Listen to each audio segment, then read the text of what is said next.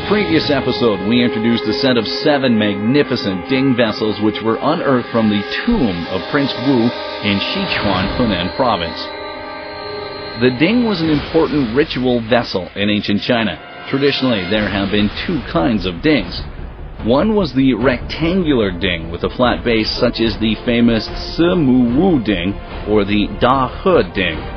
The other kind is the circular Ding, which has a round base, such as the Da Ke Ding or the Da Yu Ding, which stand as proud representatives of this type of vessel. What is interesting, though, is that as experts examined the Ding vessels of Prince Wu, they discovered that despite it being round in shape, its base was flat. Furthermore, Ding vessels recovered elsewhere all displays a protruding round body, while Prince Wu's vessel is tightened at the waist, just as if it had a belt holding it tightly. What could possibly explain these marked differences between the Ding Prince of Wu and other vessels? In Sima Qian's historical records, King Ling of Chu is described as one who liked small waistlines in people and who had a strong distaste for the paunchy. The court's officials thus went through all kinds of efforts to accommodate the king's taste, going on endless diets and wearing their belts tightly around their waists.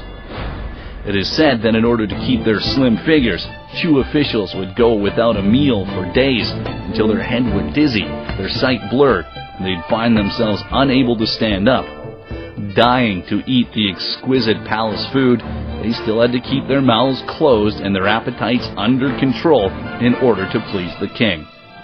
The Ding vessels we so admire today, and which present such a particular design with their tightened waist, can be understood to reflect nothing other than the prevalent aesthetic tastes of the time in the kingdom of Chu. Experts have noted an additional aspect of Prince Wu's vessels that make them stand out: the very particular script employed in their inscriptions, which seems to mix up at least 2 different traditional kinds with strange ornaments. What kind of script is this? According to experts, this is an example of a hybrid bird and worm script, which emerged after the spring and autumn period and was in vogue until the end of the Warring States period. The bird script produces bird-shaped characters that seem to fly around the written page. Such is the case with this character for people. Besides transmitting its meaning, 2 bird-shaped strokes have been added as ornament, without in any way altering its meaning.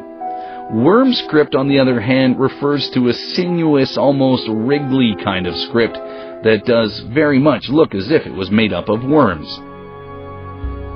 The bird and worm script has been celebrated as the first artistic calligraphy of China. The Ding vessels of Prince Wu amalgamate both the bird and worm scripts, and while its inscriptions emphasize the worm script, some bird script is used as ornaments. The classic example of the bird and worm script is the sword of the Go Qian, king of Yue, unearthed in the Jiangling area of Hubei province. Near the sword's handguard is a 2-line inscription that can be found in bird and worm script, totaling 8 characters, which allowed scholars to discover the identity of the sword's master. When the inscription on the Ding vessels of the Prince of Wu's are compared to those of the King of Yue's sword, their 86-character inscription is found to be far superior in the beauty of its script, making the vessels even rarer and more valuable than they already were.